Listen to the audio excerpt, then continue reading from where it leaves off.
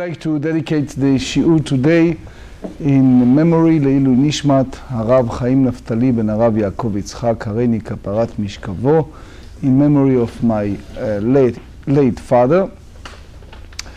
The reality of life is sometimes we have the issue of aginut, meaning a woman that left deserted, and the husband can be either dead or captured.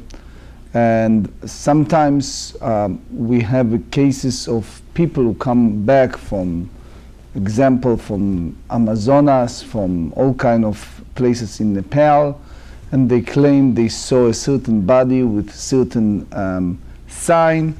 How do we recognize when it's not total evidence of full body? And it's based on the Gemarrah that we're going to learn. Second subject, how do we treat cremation in a sense of ritual impurity when we have just the ashes that left from the deceased? Is that carry the same ritual impurity as a regular corpse? Another subject that there is a response, but actually there are several rabbinics writing during the World War II. The Nazis, Yimach Shemam, they have a soap that was made out of corpse, out of human body, that they produced. And again, the same question, is that carry the ritual impurity as a regular corpse? We explained yesterday, based on the Mishnah, there is a concept that called Tum'at Ohel, any tent that carries a roof and a person entered. For our discussion, can be a Nazir, or a Nazir, one of the three items that he is prohibited is entering or touching a dead body, or Kohen Gadol in particular. So there is a contamination that come out of entering domain that carries the same roof. Is that applies also for a soap that made out of a dead body.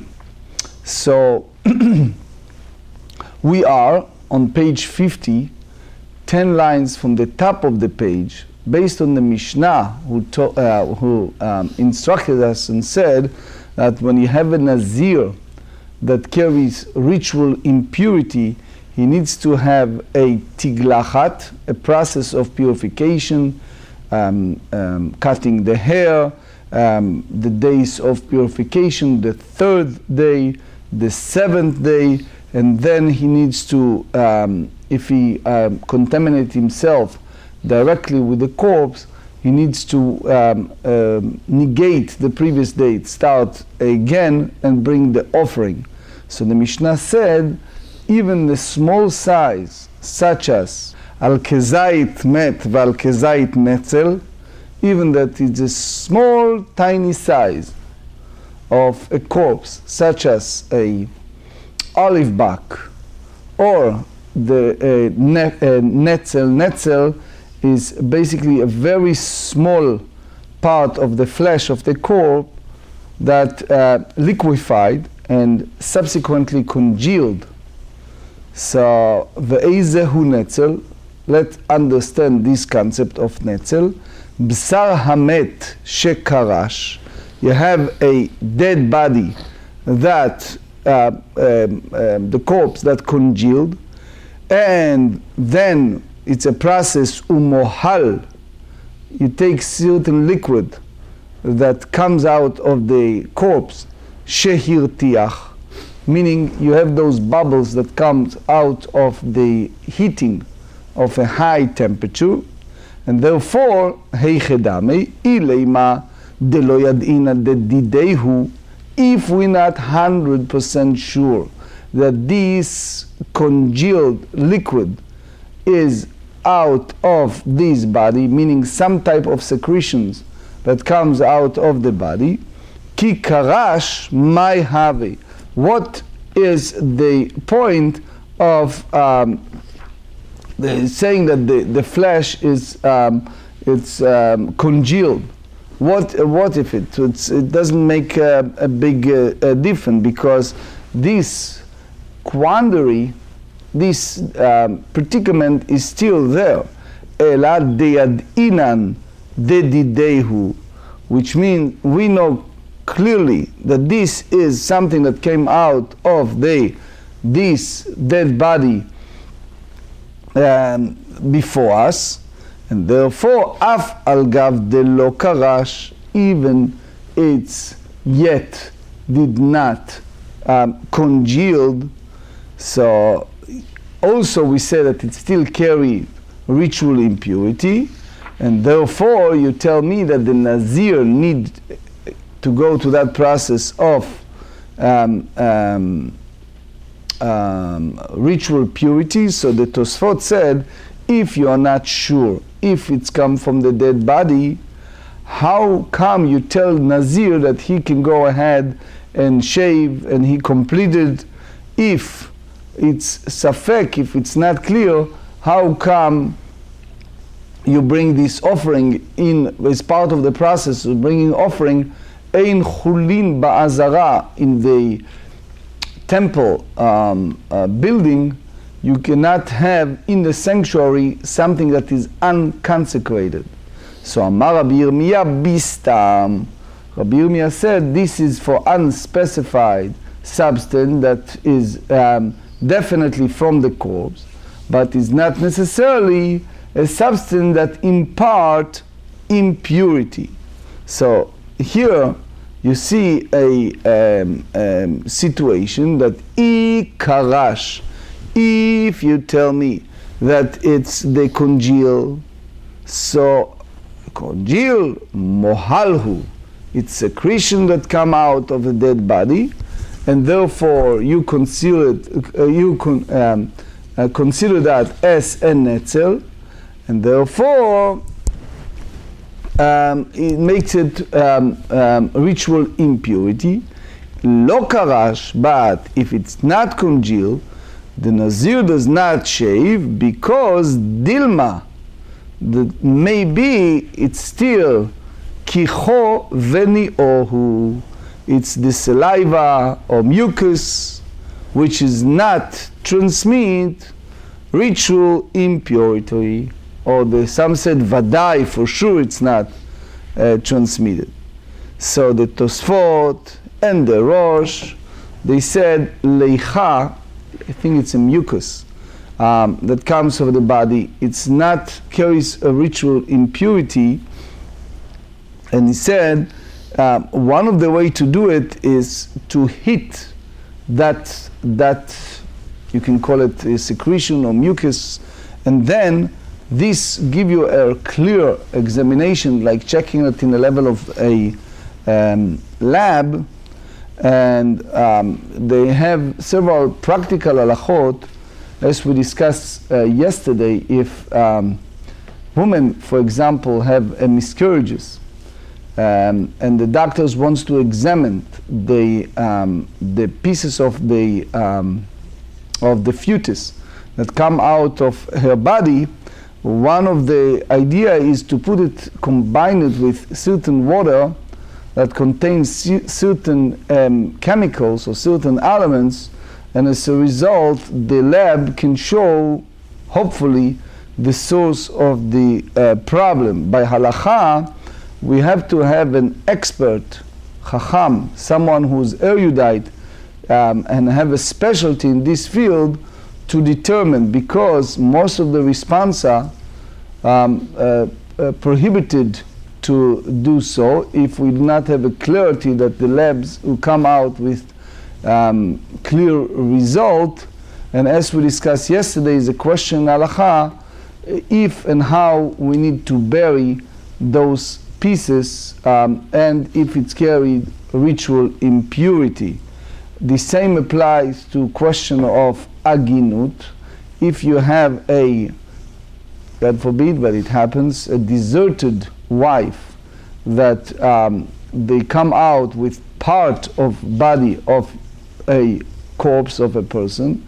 The problem is that sometimes that body stay for a long time and the body change with the combination of, for example, spring river or water over the long period of time, and therefore it's some level of decay of the body, because big part of human body is water, and when you combine the body with the water a certain time, then you have an issue of recognition, or when, for our discussion, is ritual impurity.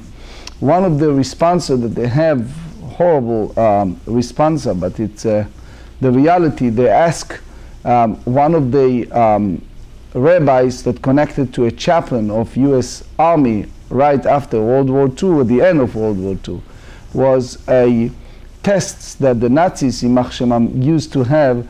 They took a human body, meaning living people, and used to test them with a freezing cold water, how long the body can maintain the blood circulation, or a person can be alive while he or she is in a certain temperature of water. And eventually people die, and the question is, can you use the result of that tests that was made out of torturing people? But for our discussion, we also ask a question over cremation, meaning the person that commanded, a wicked person, that commanded his family to cremate him or her. And therefore, it's halakha Moshe Sinai that the efer, the ashes that come out of the body, does not carry ritual impurity. So here, Abaye brings to us this quandary of the netzel, and he said, Be'a minei Abaye meraba. Yesh netzel libhema, or en netzel libhema. When it's come to a keres, meaning you take a dead body of animal, and that body again, in that sense, if you remember my sermon last Saturday, we talk about differences and similarity between a person and animals, and we explained that in heaven there is no doggy heaven, etc., and we explained that we treated animals differently in a sense of brain and soul. But when it's come to ritual impurity, we knew that the animal carries a ritual impurity if you touch it or you carry it. It's a different level of ritual impurity.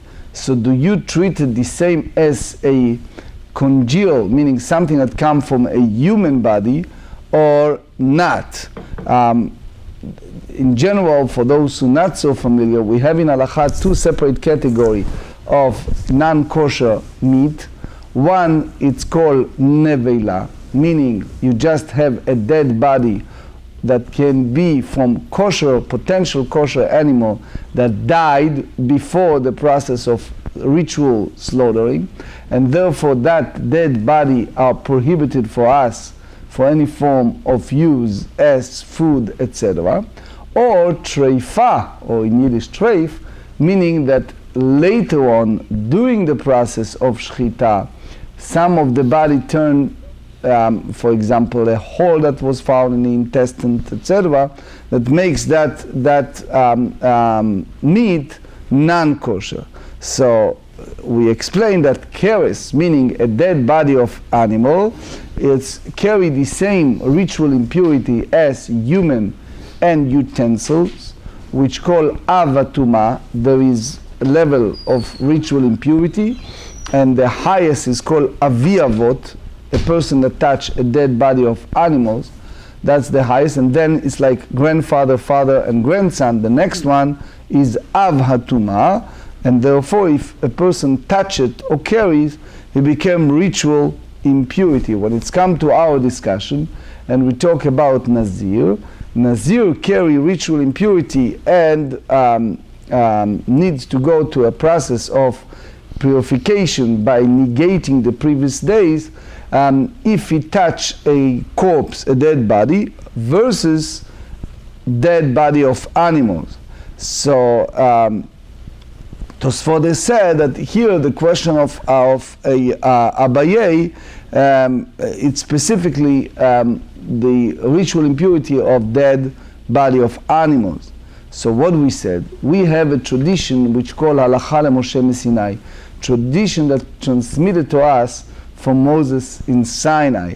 Mi amrinan gemirei netzer. Do we say that the tradition that the sages have is that we treat it as a congeal?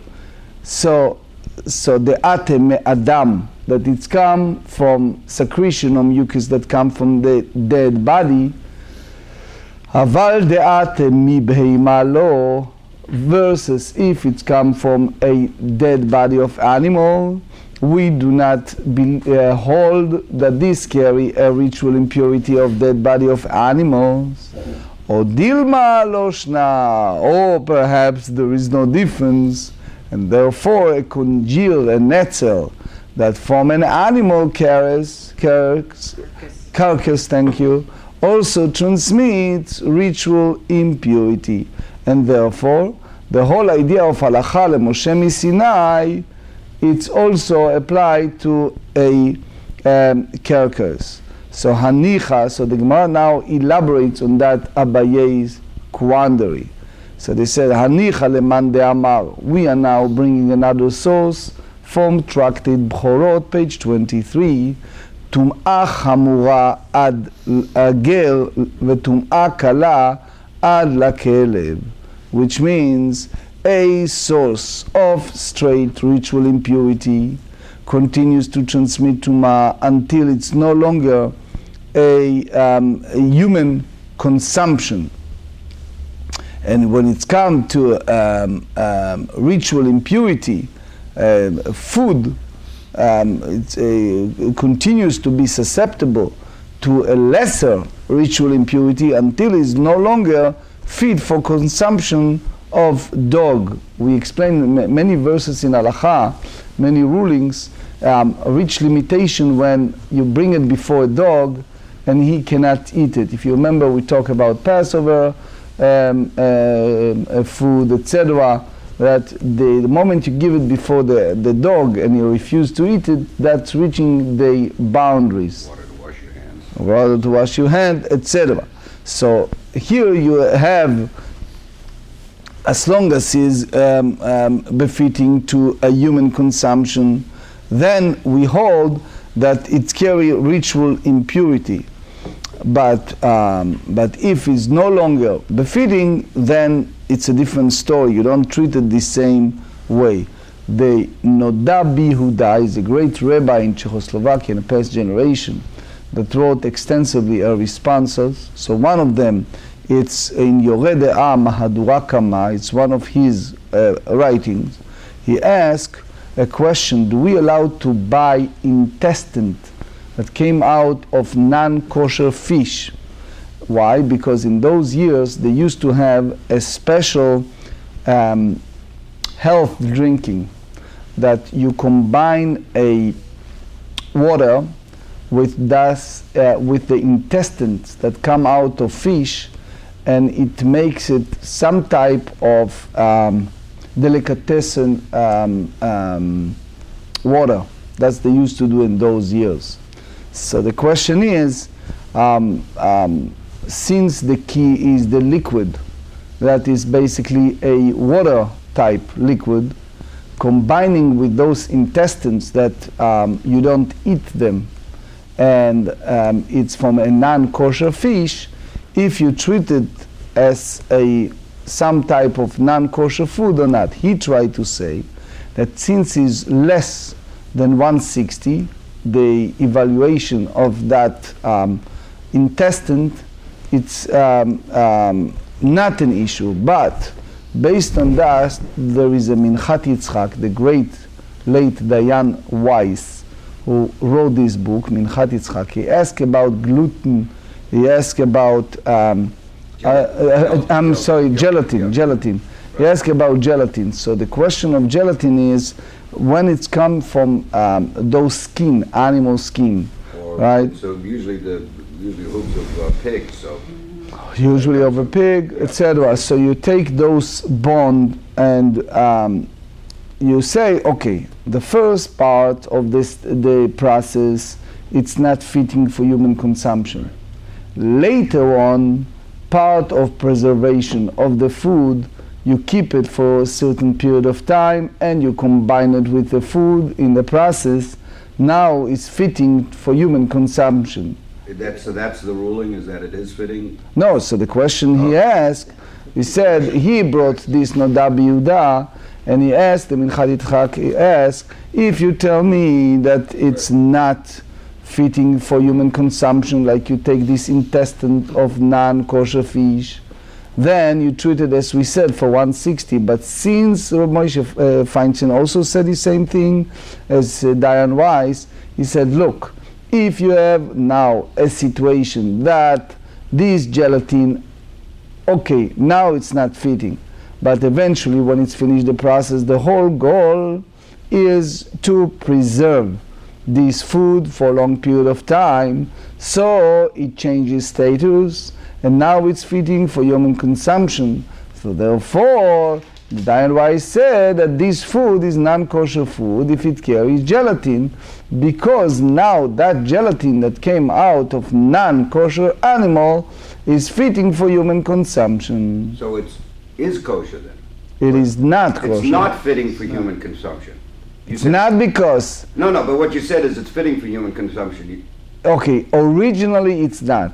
But when you finish the process of preservation and you put it within a normal food that's fitting for human consumption, that gelatin changed his status and is now fitting. It's part of people that can eat it.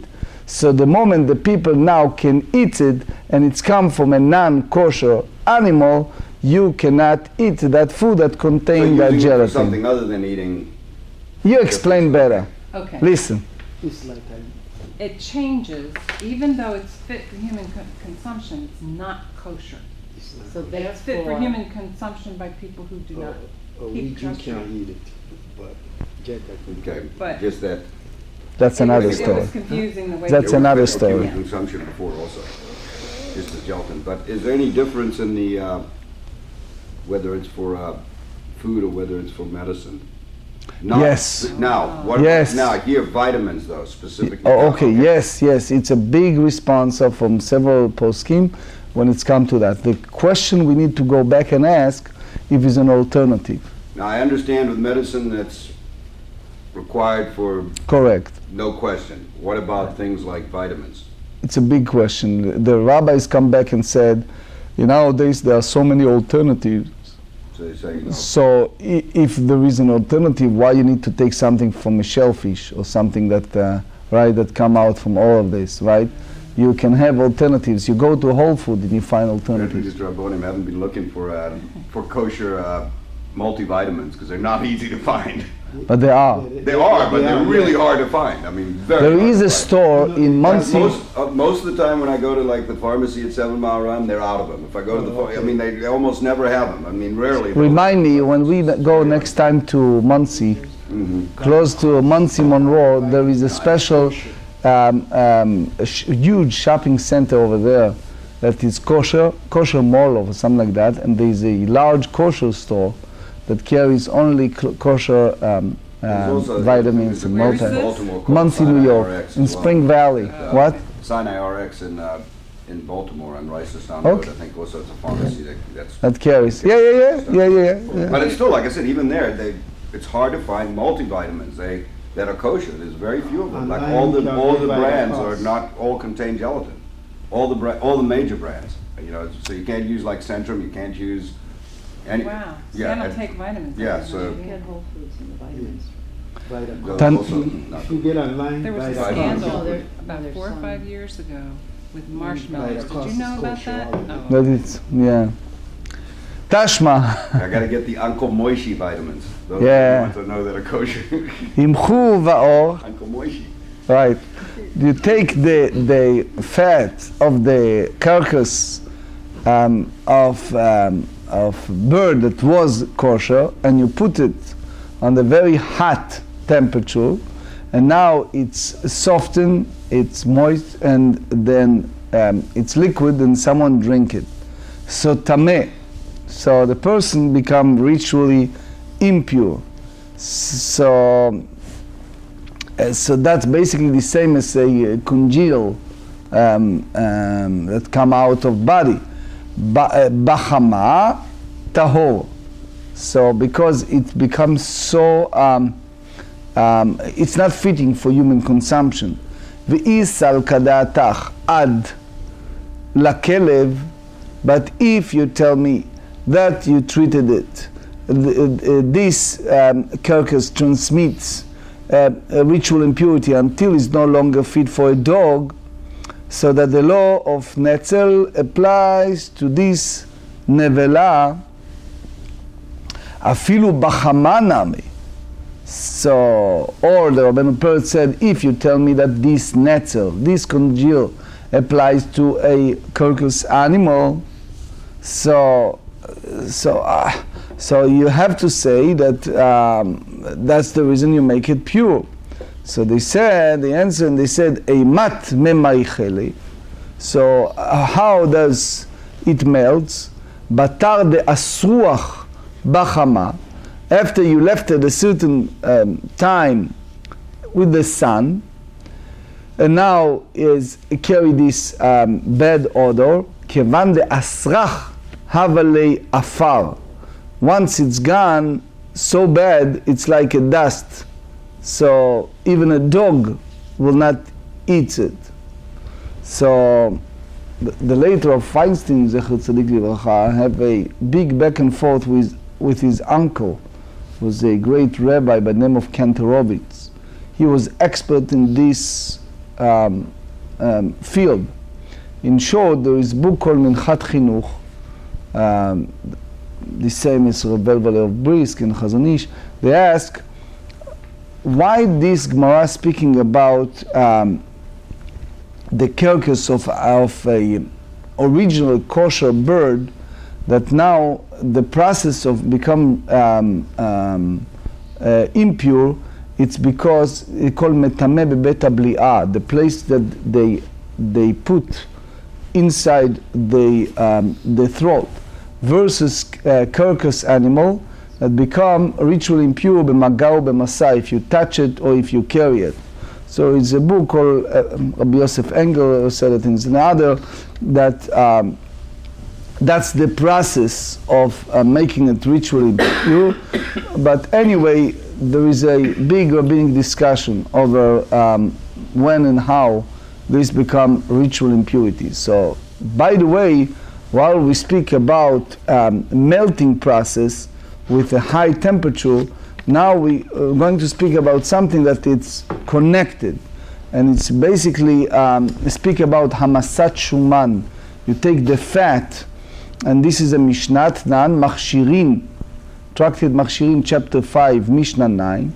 Kol hanitzok tahor, meaning whatever liquid is poured from one vessel to another is ritually pure, which means you take pure liquid that was in a container and you pour it inside a liquid that it's not kosher.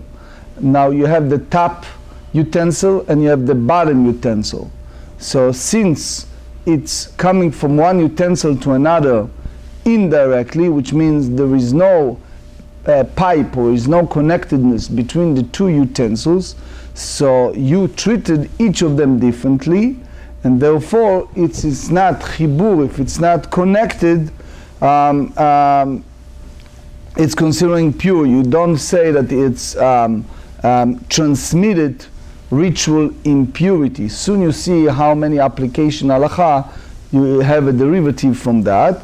However, the exception is chutz midvash hazifim vehatzapichit, excluding from the honey that come out of zifim, which there are several interpretations. There are some who go by the Hebrew word ziyuf, meaning fake, meaning there is expensive honey that people faked and they combine water with wine and pretend that that's the expensive honey and sell it expensively while it's a fraud. So that's the reason why it's called that name. Or the Gemara in Tractate Sotap, page 48b, said that it was from a place that mentioned in the book of Joshua, chapter 15, that's called Zifim. That's the place that they came from. But anyway, that type of honey, and also vehatzapichit, tzapichit, that said it's a door of honey with the various type of flour, or Tosfot said that is honey extracted directly from hive, which contain a mixture of wax and therefore is very thick. Page 50b, בית שמאי אומרים, אף המקפא של גריסין ושל פול. They said also the partridge of split beans or of whole beans. So that's type of marak misugei kitniyot, is a certain soup that come out of legumes. מפני שהיא סולדת לאחוריה, because its stream springs back to the upper container when one stop pouring it. So by Rami Bar Chama, יש ניצוק לאוכלין or אין ניצוק לאוכלין, is there a stream of food or there is a stream of food, meaning if you pour a melted food into an impure vessel, does the food which one is pouring become impure? So do you say that it's chibur, it's connected or not? Mi amrinan mishum deit behu rirei, because there is a thick that stands spring back, vehaneleit behu rirei, and these melted food do not form thick stands that spring back, or dilma mishum dismichinhu, because they are thick, vehacha hasmichin, and here is the cake of melted food, they are thick. Amar Rava tashma, chelev hamet shu shalem, when you have a corpse fat in one piece, which means that it's a kezait, vehiticho, and one melted it, tameh, it's become ritually impure. And chelev is part of the meat. Haya meforad vehiticho, if it was divided to small pieces, and then he melted it by putting it in a very hot temperature, tahor ve'is al kadatach ein nitzon leochlin. Now, if you think that a stream is not connection for food, shalem vehiticho namei leitaher, one piece when it melted should also be pure. Why? Since some of it must truly have run off to the side of the pan during the heating process before the rest of the gab melted. So in general, the Minchat Yitzchak and others said, and when it's come to halacha, when it's betum'ah, ritual impurity, you don't have chatzi shiur, only full ritual impurity, tum'ah shlema, or nothing. So one of the questions they asked the Minchat Yitzchak based on this Gemara, how do you treat it a soap that came out right during or after the World War II? So these evil people, they took the dead body and they make a soap.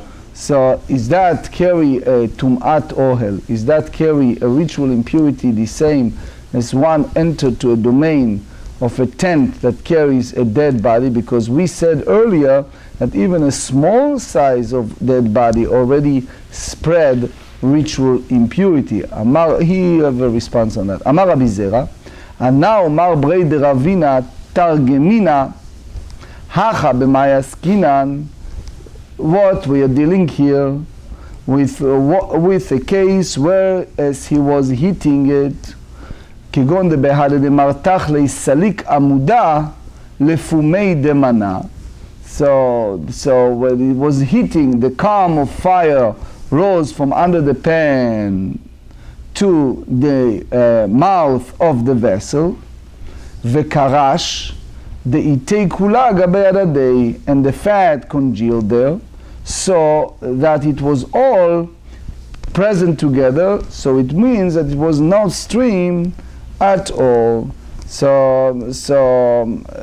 Therefore it's not considering a chibur, something that it's connected. The idea of even the size of kezait, the olive bark, if it's together as a ritual impurity, it's called davar samich, that you have a problem if you consider that as a regular ritual impurity or not. There's a response from the Shineva. Shineva was a great Hasidic Rebbe that he wrote, in those years they used to make a lamp, candles, etc. from what is called the fat of animals sometimes. Right, yeah. What? Yeah, fat of animals. Fat of animals. What is the wax, you call it, right? So that, right. So he have a responsa. Some people used to smoke cigarette, so they used to heat the cigarette by connecting it to fire. To light it with lighted. So if you have a non-Jew that have this candle that contain the fat from animal fat, so he said you cannot lit your cigarette from there.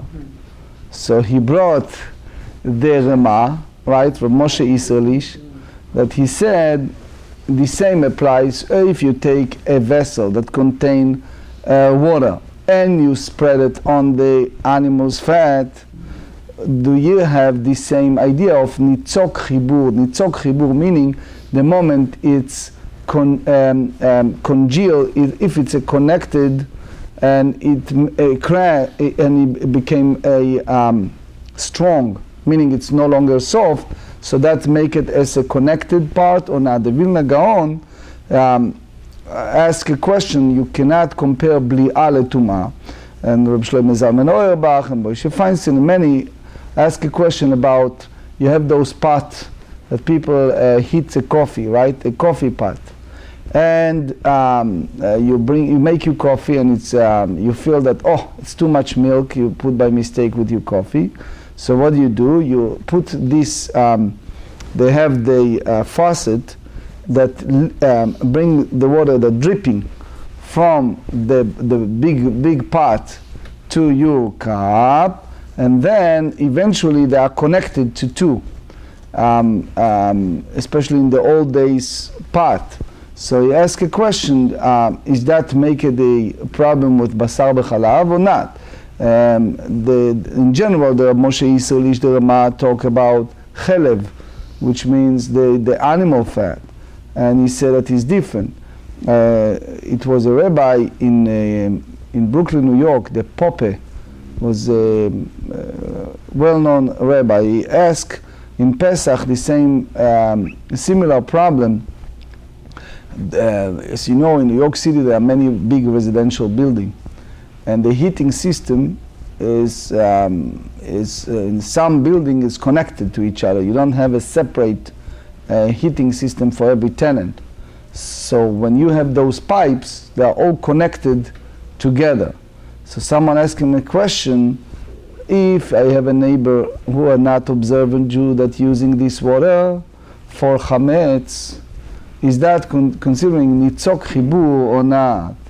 So anyway, אמר לרבינה לרבה, שיטה שמה, בית שמאי אומרים, אף המקפא של גריסין ושל פול, מפני שהן סולדין לאחוריהן.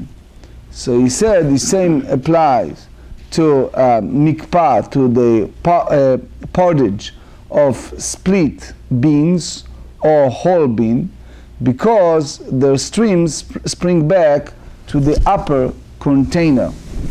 So mide iria.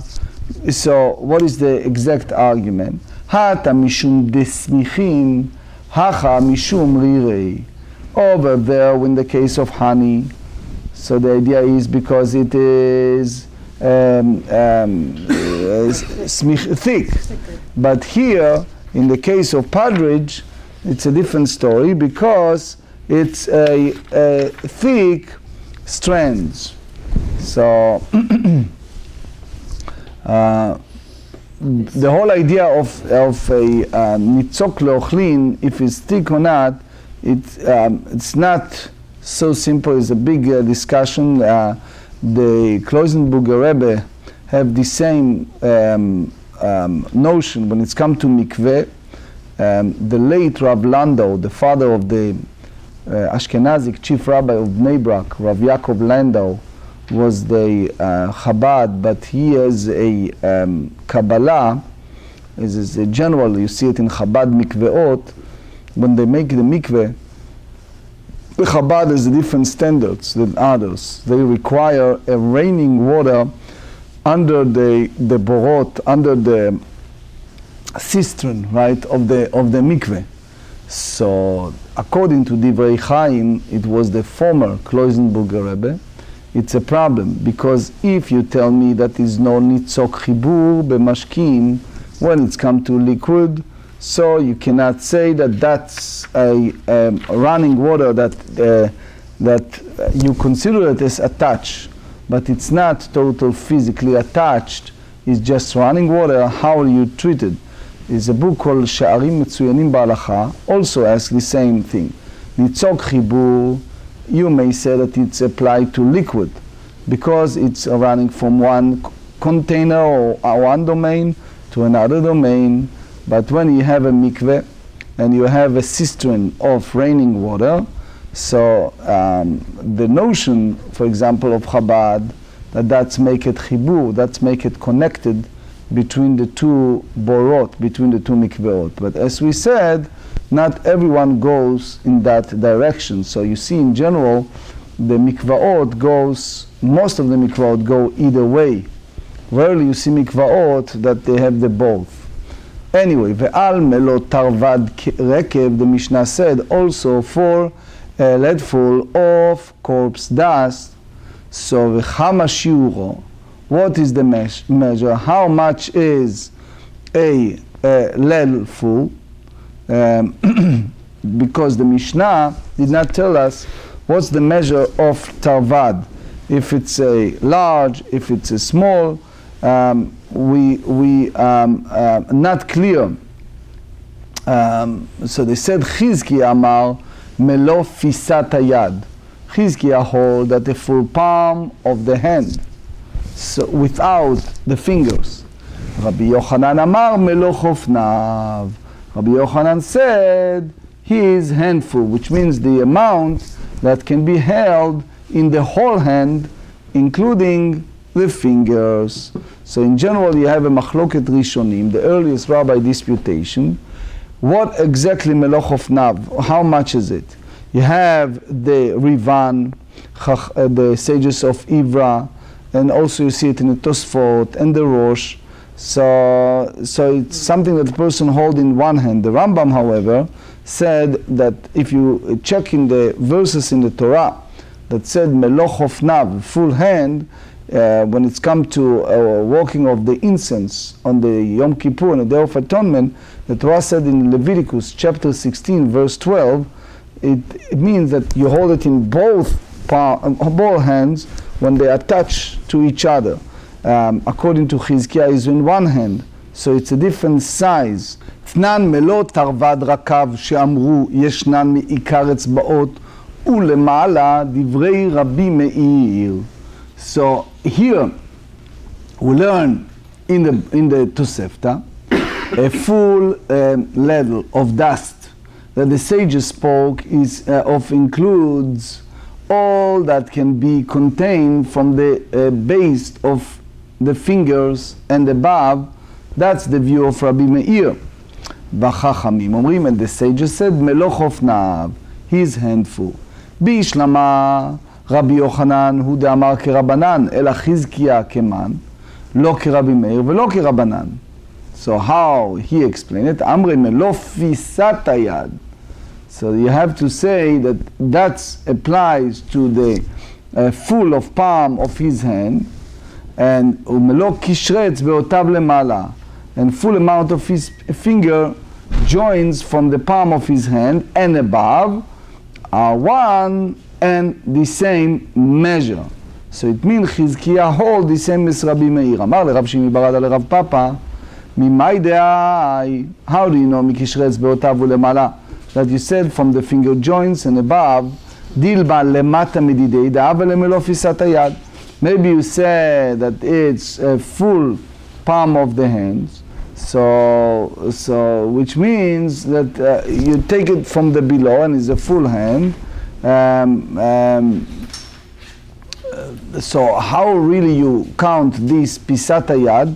You go by every single person. People have a different size of the hands. So with Gemarrah in Yoma speaks about Kohen meloch ofnav ktoret. So you're not going by the four previous Kohen, but this Kohen, each of them has a different size. So basically when it's come to tum'ah, to ritual impurity, you go by Adam Benoni, but by the average person. But anyway, what you see here, that halacha follow Rabbi Yochanan, that the measure is kimlo chofnav. That the idea is, as Rabbi Yochanan said, meloch chofnav is the full, the hands full.